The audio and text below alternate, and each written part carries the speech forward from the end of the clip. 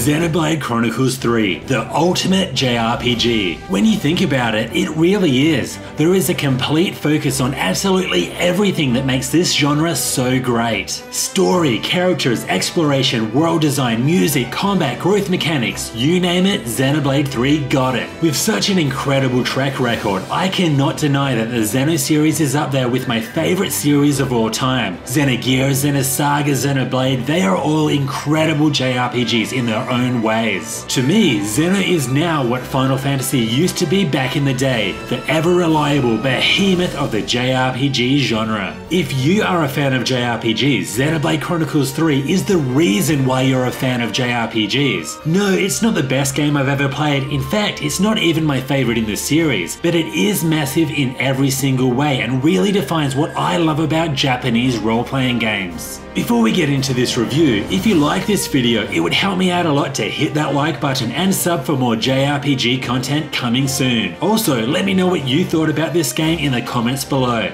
Alright, let's get into it.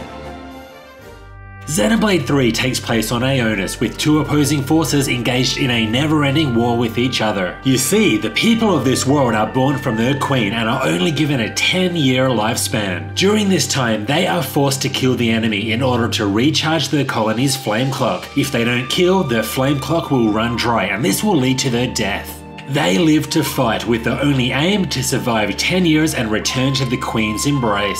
The main characters, Noah, Lance and Uni, along with three enemy soldiers, Mia, Senna and Tyon, soon gain the power of Ouroboros, which allows them to stand up against the true enemy and solve the many mysteries regarding why the world works the way it does. This sets the tone for an incredibly depressing game. There are some heavy themes and a lot of emotion as the characters come to terms with themselves, with loss and with the truths of the world. Xenoblade 3 is highly cinematic with a huge focus on story and character development. Word of warning, the pacing can feel very slow, with the first 20 hours of the game feeling like an introduction tutorial, but I guess that's the nature of this massive game. It will take you anywhere between 100 and 150 hours to complete. But it's also this pacing that makes the story so amazing. Not only does it constantly allow this outstanding cast of characters significant development time, but it also makes the chapter ending so impactful. In fact, there is one specific event that was just so incredible that it has gone down as one of the best moments I've witnessed in a video game.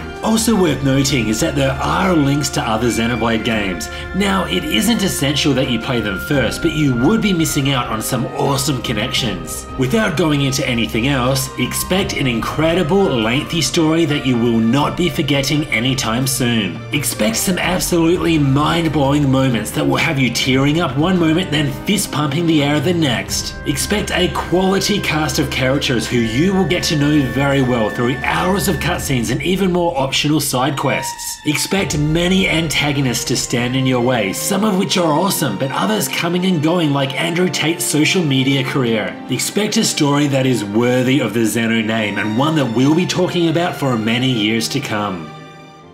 In 2010, the original Xenoblade Chronicles became the bar for comparing JRPG open world exploration. Xenoblade 2 was also pretty good, but Xenoblade 3, I don't think a JRPG exists with such a massive, detailed, handcrafted world. There are several large maps to work through, and uncovering 100% of them is something that I always prioritized and where a large chunk of my 100 hours was spent. Now, I am a huge fan of having to reveal the map yourself by running around every inch of it, and in Xenoblade Chronicles 3, I did a shitload of running around. There is so much to find too, and not all of it is easy to access. Some areas are hidden through caves or around narrow corners that are not easily noticeable on the map. There's also a lot to discover, such as containers full of goodies, optional unique monsters, hidden landmarks, and even other paths with insanely strong enemies that you'll need to return to later. Some locations even require field abilities to progress, such as the ability to climb up vines. Xenoblade 3 ticks all the boxes here, except for one small issue. The map really needed the ability to place multiple markers as reminders to come back later. I mean, with such a huge map, my mind was incapable of keeping track of where all of the 150 odd unique monsters were located. As you can see, the characters all look pretty and the environments are all unique and detailed, but let's be honest, the Switch's hardware holds the game back. Everything about Xenoblade Chronicles 3 is just so top tier, except for the visuals, which looks at least one generation behind. I mean, imagine playing this bad boy in 4K on the PS5. At least the audio isn't limited by hardware. The voice acting is incredible and the soundtrack composed by industry legend Yasunori Mitsuda, among others, is outstanding, and I expected no less. If it's not the absolutely epic boss battle themes that I'll remember most fondly, it would be the huge variety of field music that actually made me want to explore more than I already wanted to. Then there's the vocal track A Step Away, which was used to perfection and helps a particular emotional moment really hit home. When not exploring or working through the main story, you'll probably be working through the many side quests. The way that these are activated is very unique. After overhearing some chit-chat between NPCs, you can sit down and discuss the topic with your party. This will either provide you with a new quest to take on or perhaps just further information about the world and the characters within. Completing quests will not only give you a reward, but will also increase your affinity with each colony, which in turn teaches you party skills such as being able to run faster on the field. Affinity can also be increased by sending on the souls of the dead or by collecting specific items for NPCs using the Collectopedia card. The affinity of every single NPC can also be seen on a screen. You can view the relationships between them and watch how it changes over time, but I never really cared about this. It may be nice for some, but viewing it is not needed in any way. In addition to regular side quests, there are also optional hero quests. These are much more elaborate, full of voice acting, and also unlocks a hero and their class for your characters. When a hero joins you, you can select them as a 7th party member, and this was a really awesome feature. Hero quests also unlock colonies, which means more side quests and content to dig your teeth into. But wait, there's more. Each hero also has an ascension quest, which continues their stories and increases their class level. I always prioritize completing hero quests as soon as I found them, and I felt that this was one of the best new additions to Xenoblade 3. Now, let's dig into the outstanding combat system. There is a lot going on here, but for your sake and mine, I'll just give you the gist of it. Fear not though, there will be more tutorials than you will ever need or want. Some of these are very useful, but others, come on now, how to equip an art? The game actually forces you to enter the menu and equip the art. Mate, this is not my first rodeo. Anyway, back to the combat. You control one character at a time but can switch between them on the go. Now this may seem crazy, but there will be 6 selectable party members fighting at the same time, plus a 7th hero who cannot be controlled. I know what you're thinking, this must be chaotic, and that may be true at times. Occasionally, when there are loads of smaller enemies in tight spaces, it can be hard to see what exactly is going on. But there are things to help, such as targeting lines and an indicator to show you where you are in relation to this selected enemy. Something that took a while to get used to was that your characters will only auto-attack when standing still. Eventually, I came to accept this as it places more importance on positioning by not rewarding aimlessly running around. Each character can also use class-specific arts which act on a cooldown system. Your priority in battle will depend entirely on your character's current class, which are categorized as either attacking, defending, or healing. Your party of 7 should always be a mix of these, and this is why a flexible 7th hero slot is so important. This allows party compositions that aren't always 2-2-2. I did find the extra healer very useful though, as they are the only ones able to revive you in battle.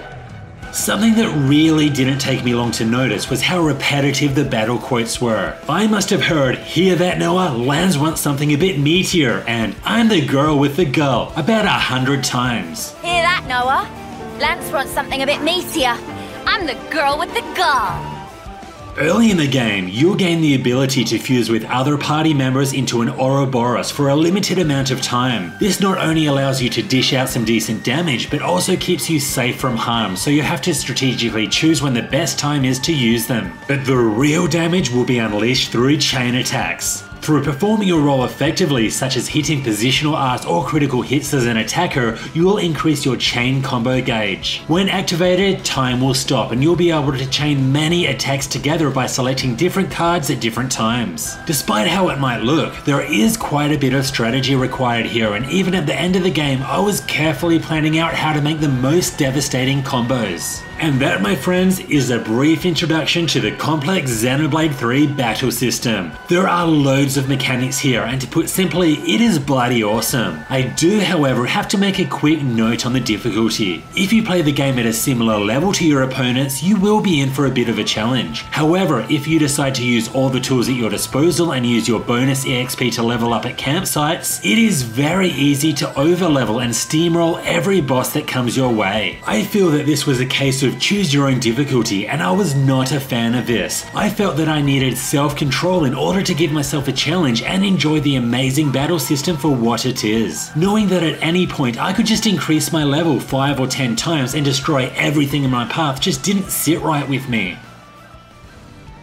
There is a lot to think about when it comes to battles, but even more to consider when building your characters. The main mechanic here is the class system. As mentioned before, through completing hero quests and recruiting them to your cause, you will also unlock their class. Something that I loved is that how different all of these classes are. For instance, the Stalker class excels at sniping foes with arrows and hunting them from the safety of stealth, while the Soul Hacker class allows you to learn enemy arts and skills by defeating them. As you increase the rank of your current class, you will permanently unlock some skills and master arts, allowing you to equip them when using other classes. So basically, the more classes that you master, the more options you'll have moving forward. Your Ouroboros can be upgraded by spending SP through their skill trees, however, it's designed in a way that doesn't really require much thought. Your final Ouroboros build will be nearly identical to mine. Each character can also equip 3 gemstones that can be upgraded by finding the right materials, as well as 3 accessories. There are so many types of accessories, and while this provides many different build options, it was painfully time consuming to sort through them all and sell the ones you don't want. A simple feature allowing you to mark to sell or additional categories would have gone a long way here.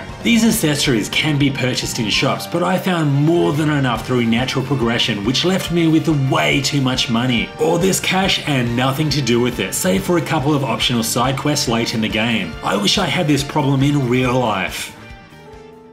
Xenoblade Chronicles 3 goes all out in just about every way imaginable. It really is the ultimate JRPG. There are so many reasons why all JRPG fans should be playing this game. The storytelling and characters are amazing. The combat is exciting with loads of variation and character builds. The world is outstanding and set a new bar for JRPG exploration. And the soundtrack is just about flawless with so many memorable pieces. It's really hard to find any major fault in Xenoblade 3, but there were a couple of minor issues that the game could have done without, such as the choose your own difficulty option. For a game that excels in just about every area, it is also unfortunate that the Switch's hardware holds the visuals back. But after playing through Xenoblade Chronicles 3 for 100 hours, one thing is clear. The Xeno series is easily up there with my favorite JRPG series of all time, and I cannot wait to see what comes next. What did you think of Xenoblade 3? Did you like it as much as I did? Let me know in the comments below. This was Hellfire RPGs. Thanks for watching. If you like this review, it would help me out a lot to hit that like button and sub for more RPG content coming soon. See you next time.